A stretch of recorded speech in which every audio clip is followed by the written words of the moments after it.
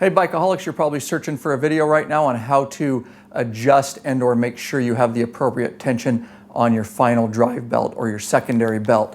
In today's video, I'm going to show you everything you need to know to make sure that bad boy's in check and where it's supposed to be. I am going to use, this is Harley part number 40006-85. It's called a secondary belt tension tester. It's $34.95 from Harley Davidson. I'll show you how to use this and we'll get your belt all in check, make sure it's good to go. So let's get to it, huh?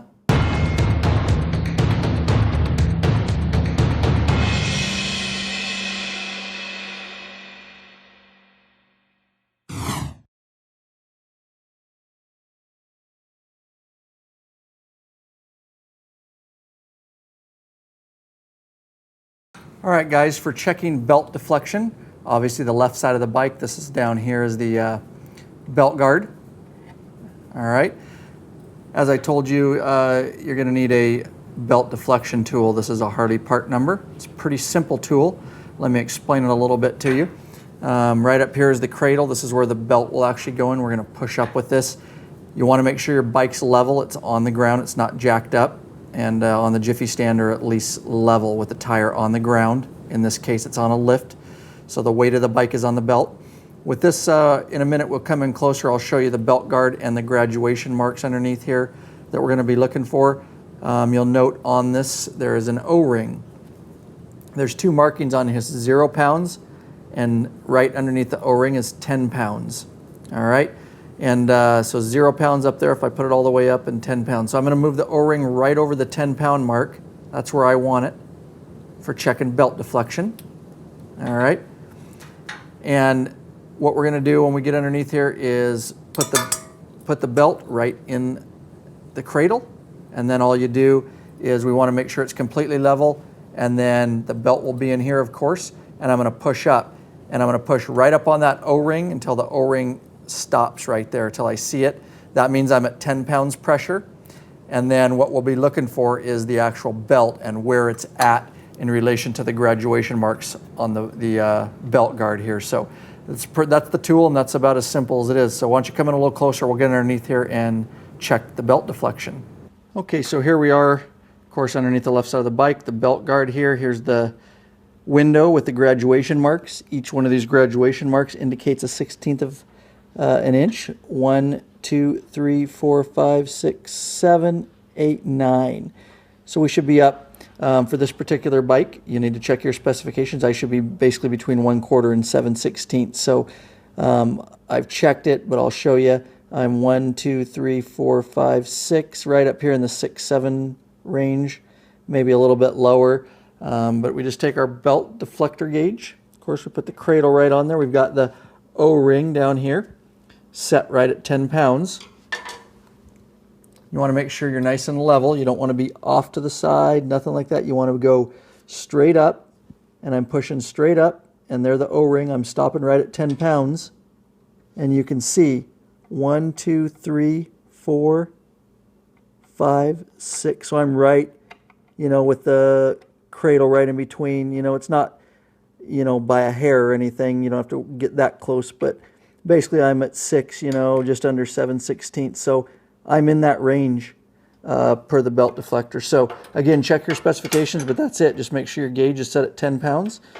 Bike's level on the ground, straight up, and make sure you're within the parameters that your particular model is supposed to be. That's how you check belt deflection. And of course, if we need to adjust that, I'll show you here. We could just adjust the cam plates, adjuster plates on the wheel where the axle nut is. Hopefully you're enjoying the video. If you want to make sure that content and these free videos keep coming your way, there is a way you can support us. Head over to lawabidingbiker.com/Patreon, Patreon. The community is growing over there. We'd like to have you involved too. There's no risk over there. You can sign up for a certain level and pay a certain amount per piece of content with a cap. Absolutely no risk. There are some benefits over there. T-shirts and a private Facebook group and some premium content. All depends on what level you sign up as. But that is a way that you can assure the content keeps coming your way. lawabidingbiker.com/Patreon, Patreon. Of course, if you ever want to just leave a flat donation, we do accept that too and appreciate it. lawabidingbiker.com/donate. Don't forget to check out that weekly podcast, guys. It's on fire. Ton of content we're putting out. Get involved over there. It's the Law Abiding Biker Podcast. All right, let's get back into your video. All right, I did want to tell you guys one thing. For years, I didn't have a, belt tension gauge, deflector gauge. They're great to have, but just, a DIY yourself. Feel what that feels like if you have one of these. I just know them for years, I usually just checked them with my pressure in my hand. My elbow's on the lift, and I would just take 2 fingers and push up with really good pressure. And really hard, actually. I'm pushing very, very hard, trying to get it to go further. And you can see, even with my hand pushing up, without the exact 10 pounds, I'm still within that, 1/4 to 7/16. And I'm pushing up really hard. I mean, I'd have to get under the bike to push up any harder. And, because it's a very sturdy Kevlar belt, and so you're not going to be able to push it up much past that anyways. So I can do a really quick inspection without a belt tension gauge, and you can too once you get used to just pushing up real hard, make sure it's in that parameters. Always better to have the exact gauge, But anyways, you can do it if you're comfortable, just if you don't have a gauge yet, to at least make sure you're somewhere close. If you pushed real light and it went way up here, you definitely know something's off. But that gives you a real quick inspection during oil changes and stuff if you don't want to get your gauge out every time.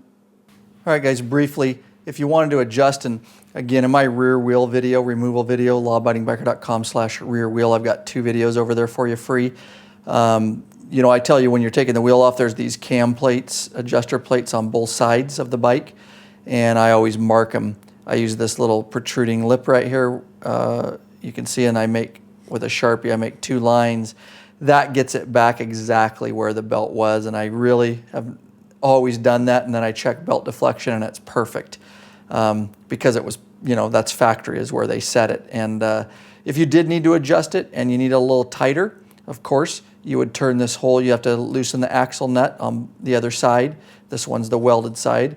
And loosen it up, and then you would have to turn these plates to adjust. And what that does, obviously, if you turn this clockwise, it's bringing this plate up right here, and it's actually pushing the wheel back, because this keeps arcing out, so to speak.